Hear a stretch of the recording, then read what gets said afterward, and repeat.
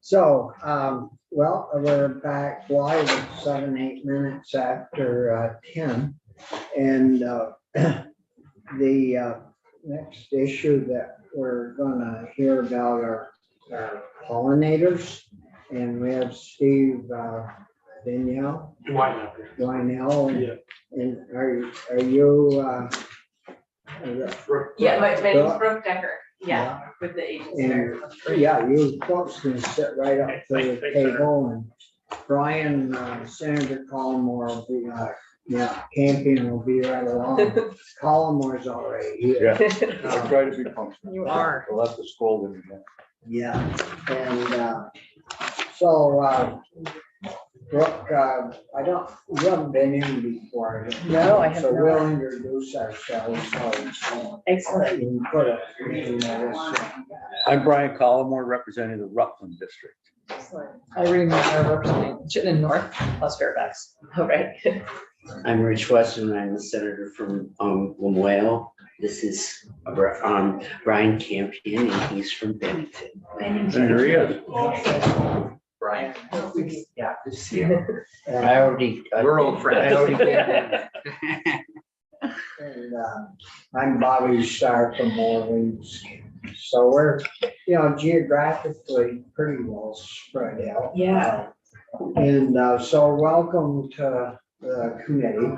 And I know last year we had a lot of discussion from the Beekeepers Association and in regards to the loss of the hives and our pollinators, and it is a very important part of our agriculture here in Vermont. And so we wanted to just get an update from you folks that look after pollinators to see what your take is and how we're doing, and if they figured out what the problem is, because I understand it's basically nationwide that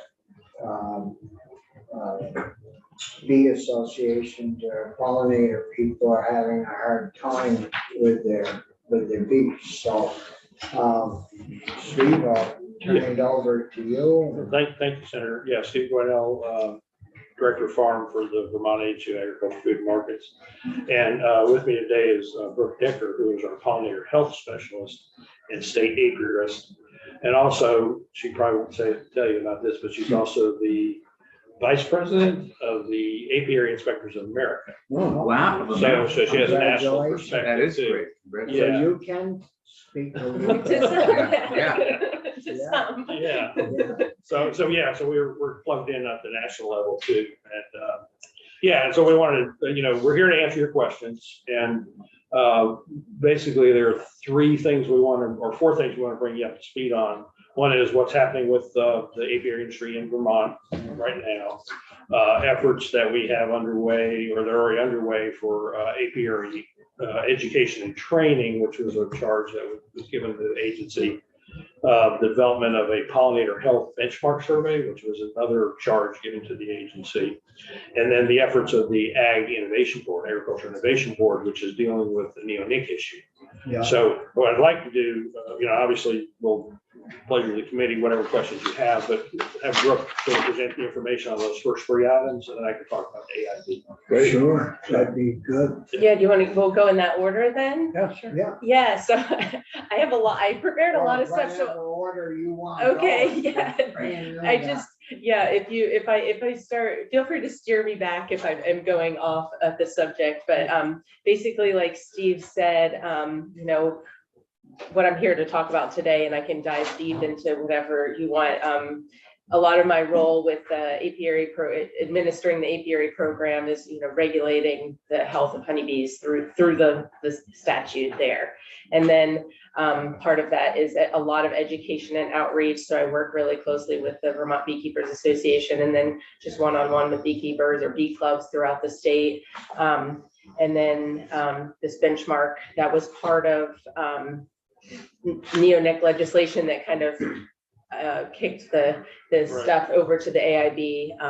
And so we could talk more about that. So I don't know how you want me to start exactly, Talk but about the status of the industry. yeah, the status of the industry is, I mean, I think we all know that beekeepers are facing a lot of, bees are facing lots of issues throughout the country, like you said, and a lot of it is when a lot of people talk about the health of honeybees in particular, there's lots of stressors. There's at least 5 stressors that they often talk about. Pests, disease, climate change is part of that. Beekeeping practices are part of that.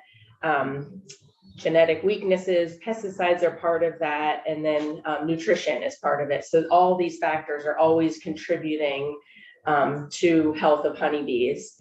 And I'll mention too that honeybees are a managed livestock, so it's different than the native bees. And I think that was maybe brought up that we'll touch on that a little bit. But the good thing is that when we practice good health of honeybees, that overlaps into native bees in a lot of ways. So there can be overlap, but mostly I'm going to speak to honeybees because that's where I'm a lot into, and it's livestock. So it's a bit different because we know kind of how many hives there are in the state and things like that. So basically the biggest issue facing bees that we see, nationally is, in a lot of research reports on this, is this parasite, the Varroa destructor.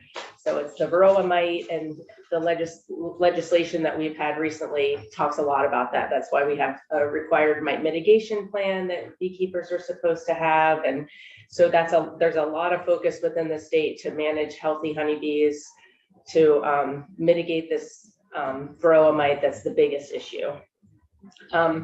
A little bit of an overview of the number of colonies in the state has actually increased. So I started this position in fall of 2019. So the number of beekeepers has actually gone down, but the number of colonies has gone up. So throughout most of the states, really, there's few beekeepers keep the most of the colonies, and then the backyard beekeepers keep 1 or 2 colonies as a hobby. But the industry, there's very few beekeepers that manage a large amount of the colonies. And so in the state, that's true too. There's probably 20 beekeepers that manage probably 75% of the colonies in the state. 20? Yeah, very few. So we have now about 700 beekeepers, and 20 of those manage most of the bees in the state. So under like the next 680 number of beekeepers keep about 50 or fewer colonies, and most of those beekeepers keep 2 to 3 colonies. Sounds like almost like the maple industry in a way. Yeah, there's like There are a lot of us, we have we've had bees over the years. Yeah. And had a few do a little maple, but Yeah, we're not. Yeah, you're not the saying, big- not yeah, the you don't big- have Yeah. thousands of taps. Brian, Yeah. he's the farmer on the team. My 20 chickens, my 7 maples, and my bees. Yeah, that's correct. Right. No, they're up 15. Yeah. And knows them all by name. Right. I've got Bobby, I've got Brian. Well, I have a little note here that this beekeeping is Yeah. very important throughout the state, economically, but also culturally. Like a lot of us have our backyard bees, and it's part of the Yeah. culture of Vermont. So I have a little note about that here. But just to give you an idea of the numbers over the past few years, I have 14,398 colonies were registered in the state in 2019. In 2020, that was 14,845, so an increase of like 400 colonies or so. And then in 2021, we bounced up to 15,110. And then in 2022, it's up to 16,776. So there's an uptick. And That's good. yeah, from what I know about the industry, there's a couple, maybe 2 or 3 of those top 20 businesses that are increasing. It's still a viable business, and they're still trying to grow their business and maintain economic viability. So that's kind of where a lot of those numbers are. There's businesses that are growing in that industry. So through there's import requirements through the statute also. So we've been tracking those. And so through that, we know that there's about 10 to 12,000 colonies that come that are either part of a migratory operation. So most of the bees in the state are actually migratory by nature. So they come here, they're Vermont businesses primarily, and they go south for the winter for better climates and better overwintering, and then take advantage of the pollination that for almonds, that's a good economic, component of their businesses. So they go south to Georgia, and then this time of year right now is the almond bloom. So they'll go to Georgia or Florida or South Carolina. Those are the 3 states where some of our bees go, and they go down there in November and then hang out there until February, and then they go to California for the month of February and come back, and then they get an advance. Sounds like Mrs. Collmore a little bit, doesn't it? She goes down and she comes back, right? Well, you're spot on. That's a long flight. That's amazing. Bees can fly. So no, they're trucked on tractor trailers. Okay. Yeah, Okay. and yeah, so the almond industry is huge. It's a huge income driver for a lot of these businesses. And then the bee, it's warmer in Georgia and Florida and South Carolina.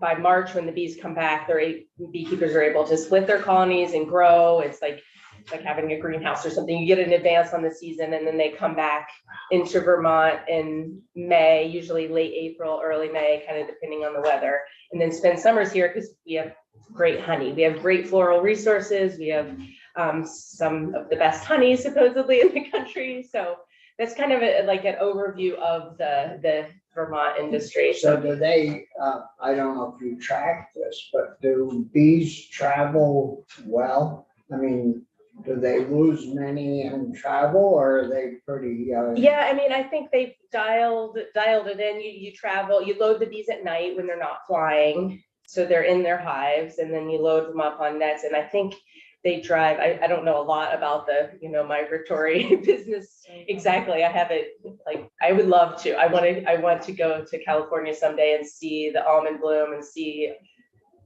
I think 90% of the bees in the country go there. Wow. So it's a huge industry.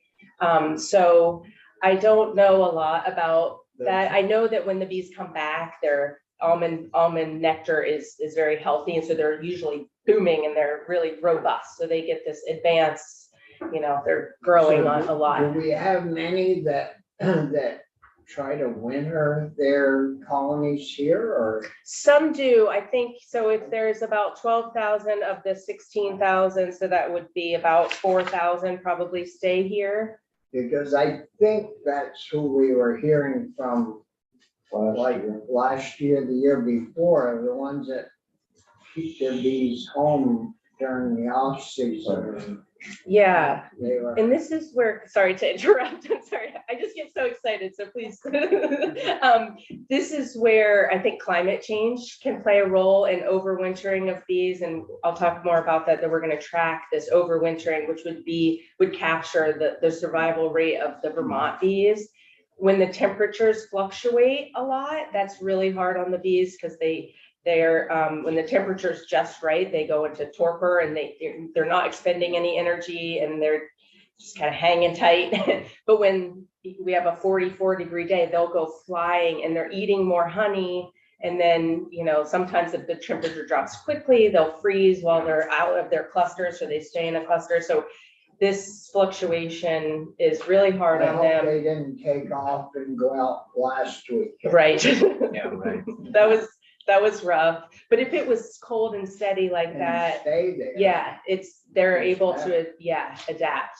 And then with our strange summer seasons with drought and then flooding, so they're relying on nectar, right, from flowers and pollen from flowers. And so if the flowers are too dry to produce nectar or not growing at all, there's less forage. Or if it's too wet, they're saturated and they're not producing the same amount either. So there's kind of a lot at play. Yeah. No question. would bees naturally, without human intervention, fly south for the winter? Or is this just a function of humans making them work overtime and carting them? And is that hard on the bees? Or is it really good for them to just be getting nectar 12 months of the year? Yeah, so the bees are reproducing all the time. So I think naturally bees, they stay in a hive when they're there until they swarm out. So also honeybees aren't native to this region at all. They were brought here through, from Europe back, on the ships probably that first came over. So Oh, that's interesting. I didn't. Yeah, They're so an they're- invasive species. Yes. well, Sort of. yeah, I mean, In some areas, they are actually controlled as Okay. invasive species. Yeah. yeah. Yeah. So they are Yeah. certainly non-native and they're managed species, they're like livestock. We brought cows over from Europe, we brought our honeybees. And so as far as, I don't think the bees would fly south because they can't make it there. It's not like a monarch. Okay. It's just the way that they reproduce. But one of our migratory beekeepers explained it in a way that I like, that she says that she brings her bees south. It's like bringing them to new pasture. So they don't, bees love to work, but they don't get overworked because they're reproducing, more bees very frequently. Well, isn't their lifespan short? A bee? Yeah, a worker bee, during flight season does not, live very long. If they're gathering, they go through a whole life cycle, which is a whole other thing. But when they're flying, they might only fly for 2 weeks or so. But the winter bees in Vermont need to survive in that cluster for 6 months. So when they're flying, it's warm enough to build brood, and so their whole colony structure changes summer versus winter. There were some bees here though, right? Just not the honeybee. Yeah, if I can answer that question. Yeah, Yeah, okay. so when we're talking about pollinators, a couple of sort of broad things to think in mind. First of all, pretty much all insects are pollinators. Okay. In fact, it's easier to identify the insects that are not pollinators than the insects that are. Because pretty much all insects in your adult stage will use floral resources, in the nectar, in some cases the pollen. But so all insects have some pollination function. There are lots of native bees, lots of native wasps, flies, beetles that all perform pollination functions. Native Americans had a very thriving agricultural economy based on native pollinators. The honeybee was introduced when the colonists came over in probably the 1600s, and actually displaced some of the native pollinators. So there's Amazing. that going on. Yeah. But the point is, there's lots of insects that perform pollination functions. And so when you start talking about native pollinators, important to keep in mind, you're talking about a large number of different Not species. just bees. It's not just Mhm. bees, right? Yeah. So, thank you. Thank you. Interesting. See, it pays to have a little history. A little lesson history once lesson, in a while. absolutely. So is there anything that, clearly climate change is having an impact Yes. on our pollinators? Is there anything that we as a state should be doing now to protect our pollinators? Yeah, I'd like to speak to that. Okay. Let me just, Yeah. I would like Brooke to talk about one more thing though. Well, I'm gonna just jump ahead a little bit. I mean, we are doing beekeeper education, and Brooke's been very active in that. She works with the Vermont Beekeepers Association and garden groups and everything else. But the thing that we're working on right now is a specific legislative assignment, which is develop a pollinator health survey. It's geared toward managed pollinators. So we always have to make the distinction with managed pollinators and native pollinators or unmanaged pollinators. Yeah. And in managed pollinators, in Vermont, it's the honeybee, Apis mellifera. But in other states, there are other bees that are used and other insects that are used as pollinators that have to be managed. But in this case, we're just talking about the honeybee, European honeybee, more specifically. And so we are developing a pollinator health survey, and it has, you've got the list there. Yeah, if that's one, and then here's two. Yeah, so we've got 6 specific things that we're supposed to include in that survey. And I'll let, a second. Okay, and I'll let Brooke just run down the list Yeah, of the I'll seven. just run down them. Presence of pesticides in hives, mite pressure, disease pressure, mite control methods, genetic influence on survival, winter survival rate, and forage availability. Right, so those are all components that I think affect we health. talked about those issues last winter Hmm. when we put the Yeah, that the was, study together, the survey. Right, so we're Yeah. working on developing that survey. And that'll be a major part of Brooks' activities this year, is to pull all those components together so we have some information. And that's intended to be an ongoing thing. We're not gonna do it one time, we'll do it annually, or we'll collect information over the year. And then we'll have an idea. I mean, right now, about the only way we can look at anything is how many hives we've got and what kind of diseases and mite pressure we have in the hive. So this will expand that dramatically. And, you know, again, this is focused on managed pollinators, but some of this information can be extrapolated to pollinators in general. So that kind of answers your question, Senator. Yeah. But the other part of it is, we have the Agricultural Innovation Board, which is established by the legislature. It's in operation. We have had 6 meetings last year. We've got a meeting pretty much every month going forward. And one of the main, we're putting the work plan together for the board at our next meeting and present it to the board for their approval. But the primary focus of the board over the next year has to be the best management practices for neonicotinoid treated seeds. And I'm sure you're aware that there's a lot of concern by beekeepers and folks who are concerned about native pollinators about the impacts of neonicotinoid treated seeds. So that's the charge of the board, is to evaluate that. We have 7 things we got to evaluate. We're gonna get a report back, I believe. Yeah, we have to give you, we have to have the board, and well, the board has to make recommendations to the secretary, and the secretary has to make recommendations by March of 2024.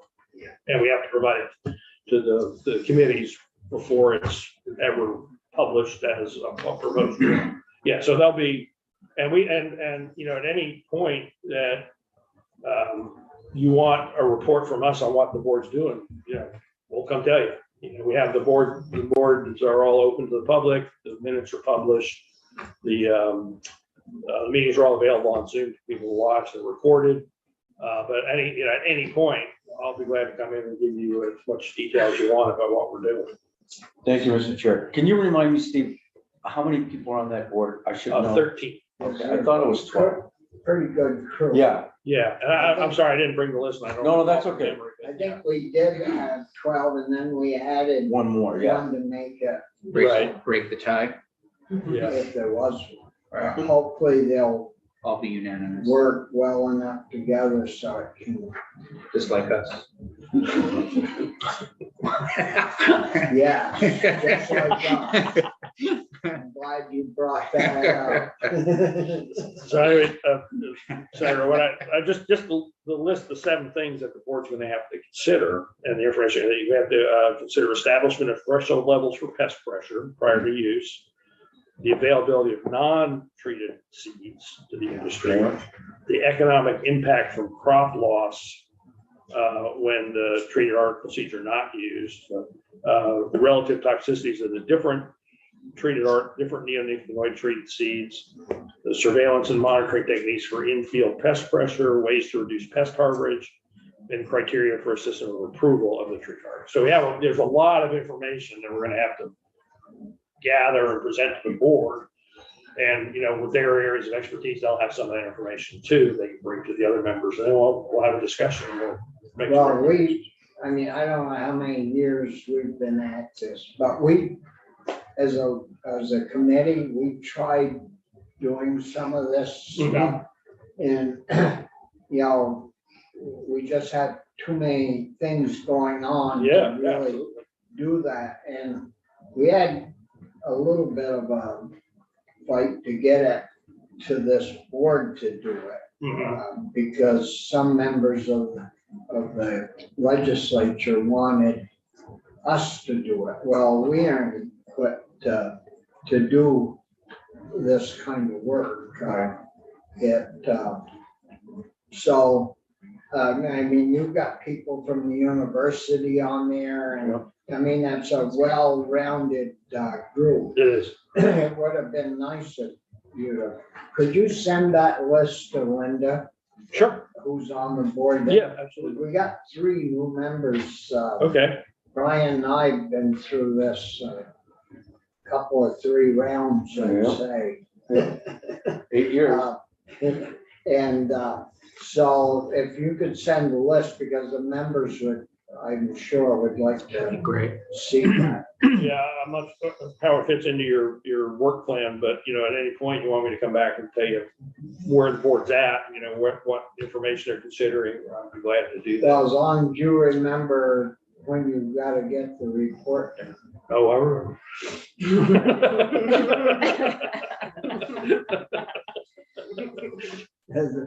No, I mean, as long as you know what you've got to do, it's a heavy lift. Yes, sir. And, Yeah. you know, March will be here before we know it. But you said you had meetings already Yep. scheduled ahead. Yeah. That's, you Yeah. know, that's good. Right. So, you had more? Well, unless you want to go into detail on any of the areas you talked about, I mean, I guess one thing I'd say is, you know, we take pollinators seriously Yeah. as an agency, and personally, I'm an entomologist and worked on pollinators, you know, before, and, so, yeah, it's definitely an area of interest, and we, you know, I think that the work that the Agricultural Innovation Board is going to be doing is going to be key to this whole thing. You know, so really look forward to going through that process. When did you set up that group? Last year or the year before? The egg? Well, before we had a smaller We had a group, but then, pesticide group that and we did away with in order to put this new one in place. together. And And it was a larger group and probably a little better rounded. Got it. And they come to us with recommendations periodically. Was that the charge?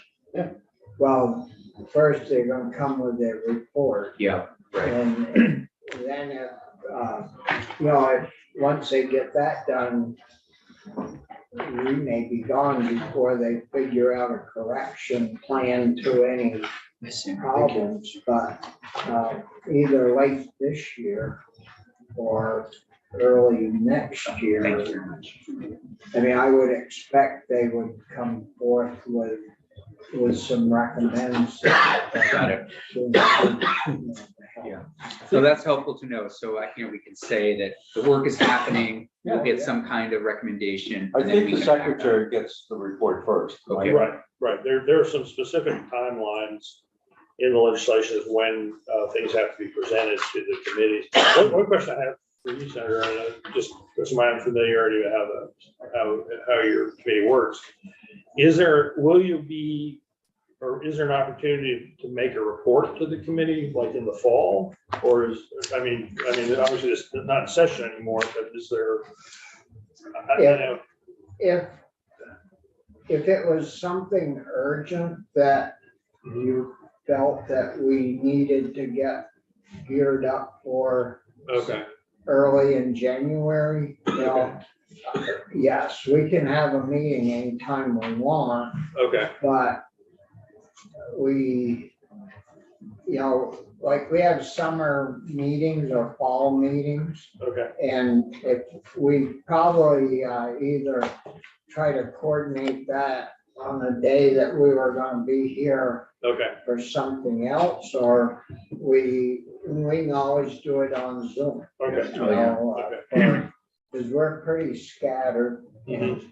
You know, it's just a lot for an hour or 2 meeting. Understand. It's a lot easier, quicker, and cheaper to do it right on Zoom. But if you get to a point where you feel it's necessary, or you'd like to talk. Well, I think the point of it would be that as we're getting close to some resolution, to inform the committee about where before we get to the point where we're saying, here's the BMP, so you understand where it's coming from. I think it might- But we, you know, we aren't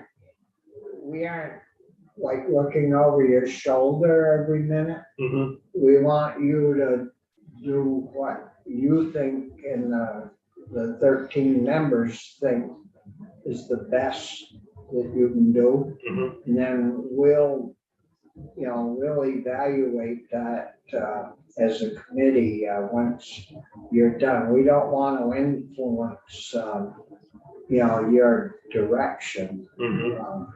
Okay.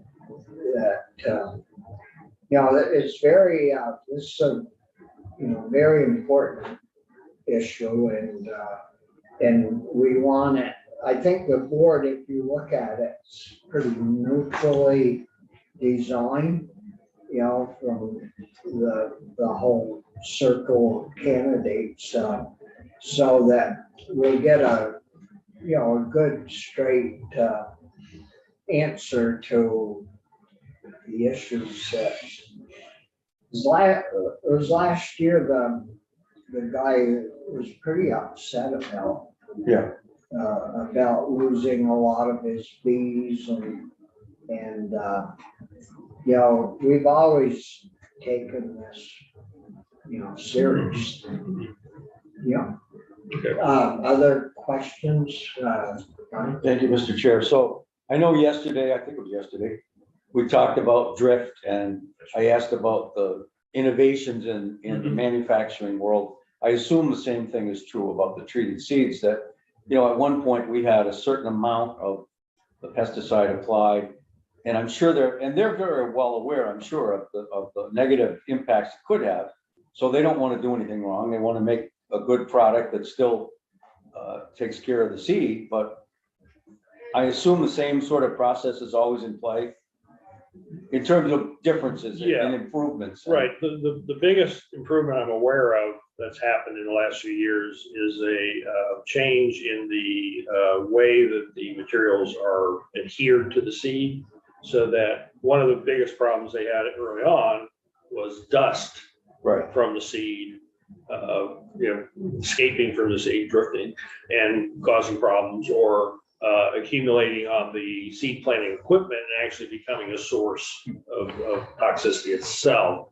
And I know they've made a number of changes to that so that you don't have those problems anymore. I don't know if there's been any changes in the rate of application. That's one thing we're going to be evaluating. Okay. So, Yeah, a lot of, well, was it, yeah, sometime this week, it was last night at that meeting Richie and I was at, they inject the fertilizer right into the ground along with no-till planters. So there's no dust at all. It's all put right into the earth. Yeah. And that, you know, that's a pretty good system. mhm. But, you know, you got 100, no, that cost of that rig was two something. 250, no. Yeah, $250,000 new. So, you know, every farm in Vermont needs one then, so. Well, How much was it new? 250. Well, we did see that from North Carolina where they put that water on and it's so much cleaner. Oh, yeah. And so, you know, our farm community is, you know, they're, I think for what they're up against with their cost and their pricing, they're doing pretty well, upgrading the equipment. And what's happened is a lot of them have just done away with their equipment and have a contracted applicator come in.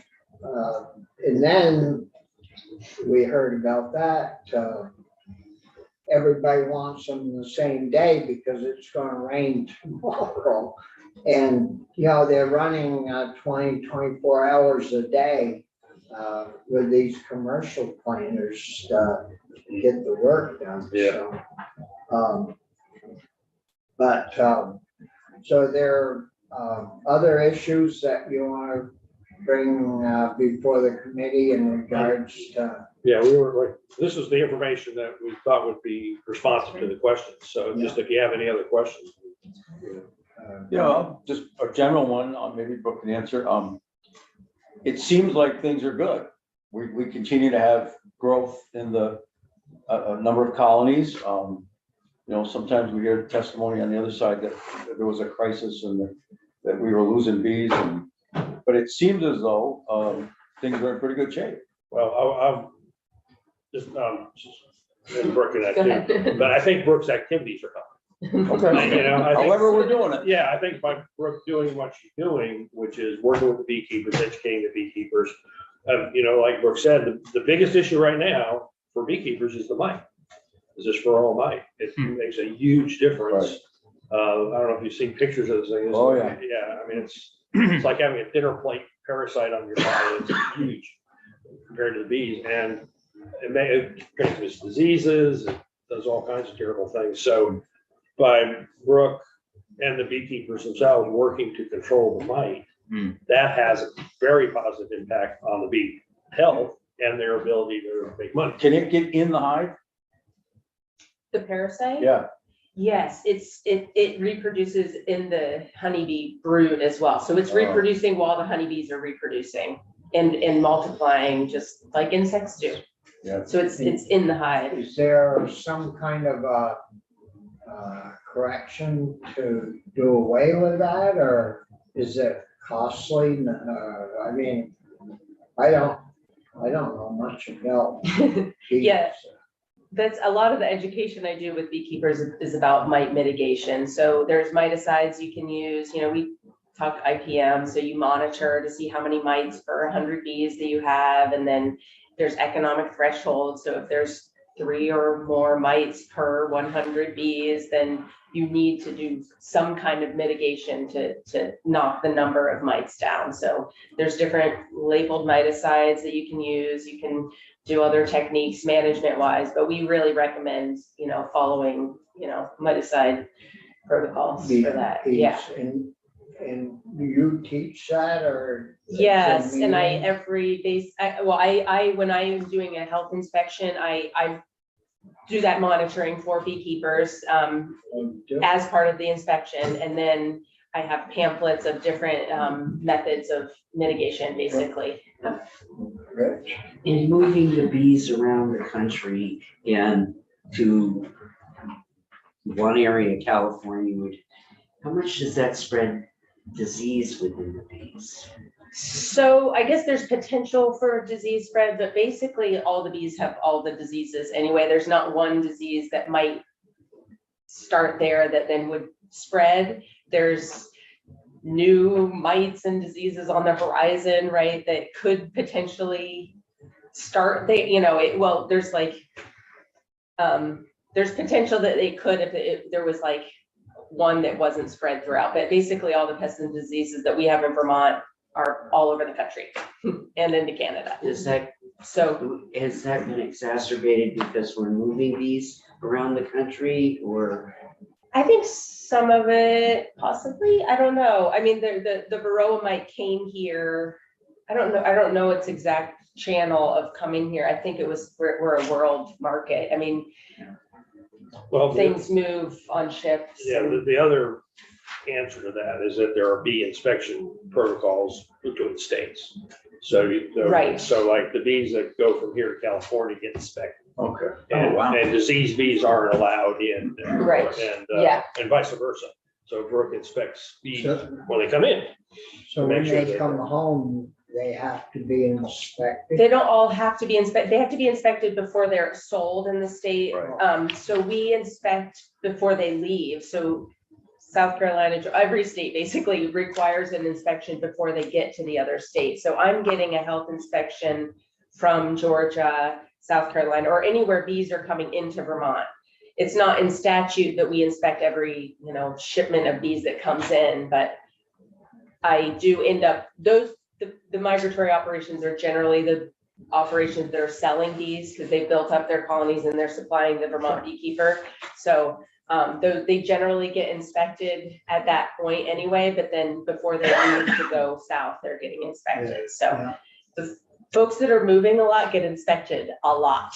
So Well, that's, thank you for bringing that up, Steve. There's Yeah. great mitigation in place. And I, through the Apiary Inspectors of America, communicate a lot with the other apiary inspection programs throughout the country.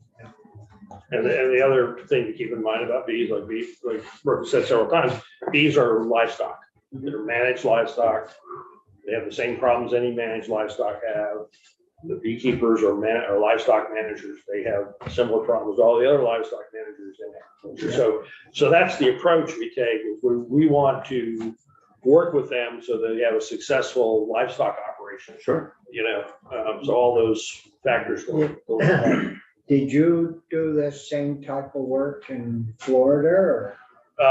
In Florida, I was not in the,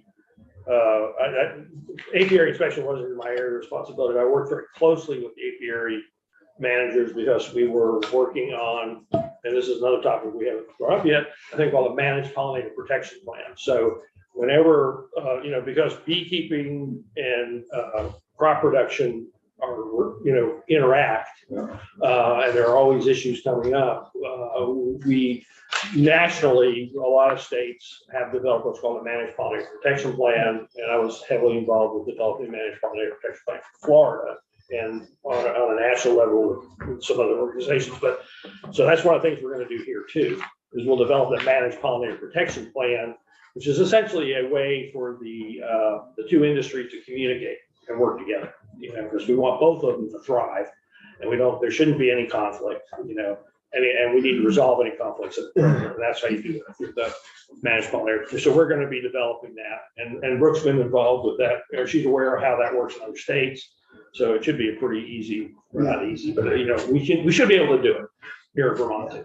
Do we, when you attend the national convention or meetings, are we somewhat doing the right thing here in Vermont? Yeah, I think so. I mean, yeah, I would say, yeah, we try to work to align each other with each other's inspection programs too, just so we're all looking at a certain number of, I can't look at every colony, but we have a kind of an agreement that we look at a percentage, so that we're all looking at so much, some quantity of the population, but we all learn and share from each other. And I think the folks that I work with there's some high standards. We are all very passionate about our jobs and the pollinators and the health of the bees, right? Yeah. And the industry. So, we're really trying to support a healthy, robust, economically viable industry. Yeah. Yeah. Well, that's good to hear. And we're doing, you feel we're doing fairly well?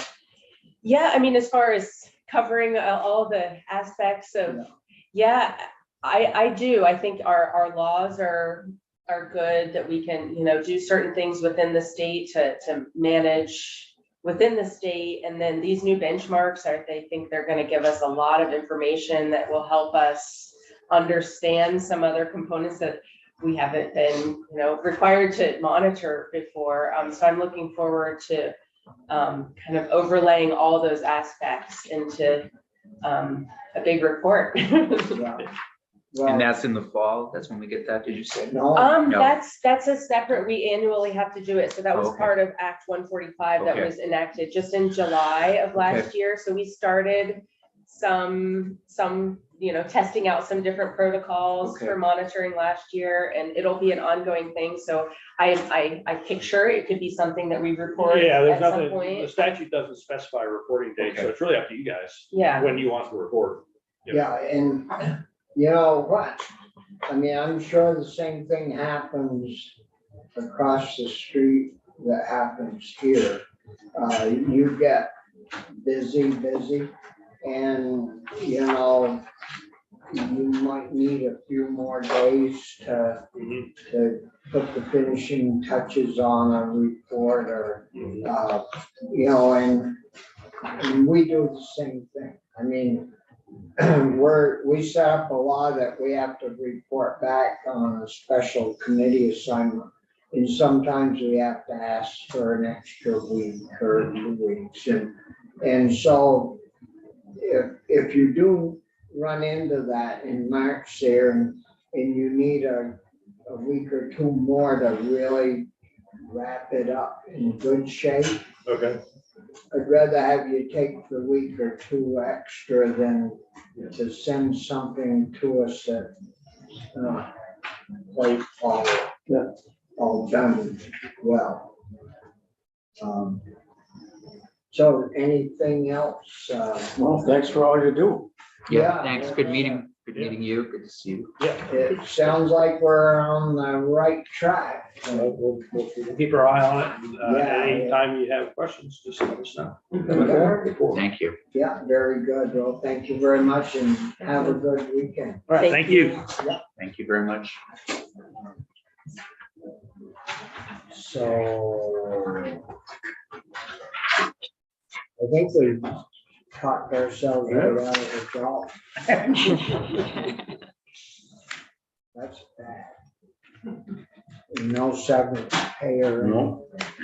Yeah, so if there's anything else. The bill for somebody could, Okay. there's a bill for that. So we'll wrap up the meeting and Have a good weekend. we got a few minutes